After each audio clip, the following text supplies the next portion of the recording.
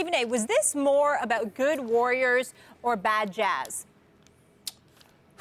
I'm going to say bad Jazz.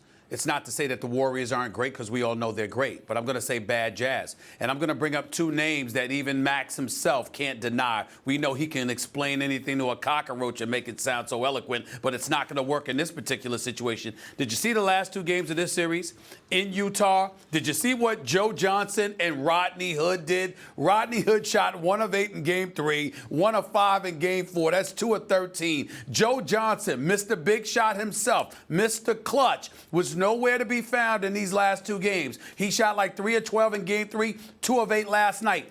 Absolutely no presence whatsoever. You combine that with the fact that George Hill was hurt, and you've got Sheldon Mack and 35-year-old Boris Diaw, who's a really, really nice guy, very talented, but old and still looks like the Pillsbury Doughboy. The reality of the situation is very, very clear. Utah didn't have but so much to throw at the Golden State Warriors. They were valiant. They put forth the effort. They better pray that Gordon Hayward elects to stay there instead of going to Boston this offseason. Those things are there to be considered. Rudy Gobert was a presence. We get all of that. But in the end, in terms of talent, they just weren't in the same stratosphere as the Golden State Warriors, who toyed with them essentially from start to finish, and that's what you saw.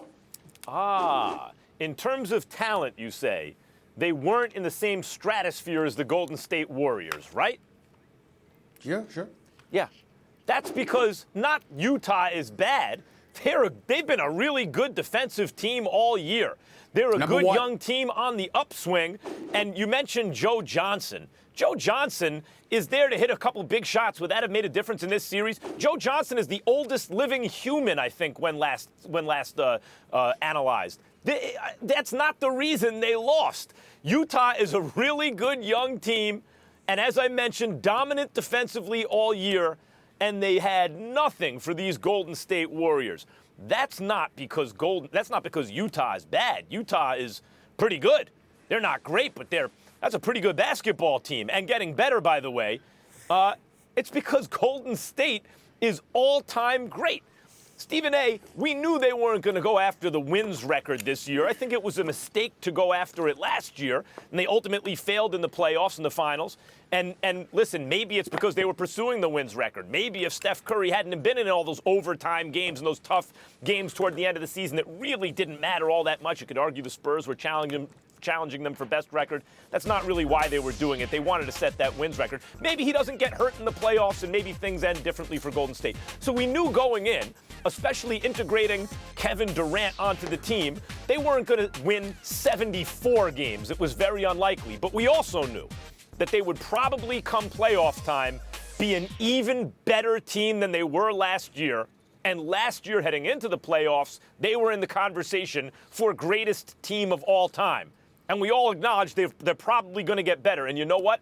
They have. Now that it's playoff time, this team is going to be harder to deal with than the team was last year. That's why a team like Utah, who's damn good, that's why they got nothing for Golden State. Occasionally, Stephen A., a team comes along that is so dominant that even a pretty good counter force has nothing for them. That's what you're seeing in Golden State. By your own admission, that's why they ruined the regular season. Well, again, you take macro positions and refuse to address the specific question. I am not denying the greatness of the Golden State Warriors, although I want them to finish the job, because we raved about them in this same way last year, en route to an all-time record of 73-9, and yet somehow somebody else ended up the champion of the world, and that 73-9 record doesn't mean squat, doesn't mean a damn thing, because they didn't finish the job. And this is the same situation that we have to be careful about. All-time great, slow down with the hyperbole. I want to hear that all-time great. Talk to me about that at the end of June, if and when they finish the job. Until that time, I don't want to hear that about the Golden State Warriors. They have a job to finish. And until it's finished, I don't want to hear anything about all-time great. Now let me get back to Utah. All I'm saying to you is this. Nobody said Utah's a scrub team, but I brought up those names for a reason. They are a really good young team when those older dudes, the veterans on the squad, show up. a Diao, a Joe Johnson, the younger Rodney Hood. Those guys are essential. George Hill was hurt. He didn't play. Those are 4 individuals. 3 of them were on the court. 1 was starting. They combined to shoot 3 of 15 from the field.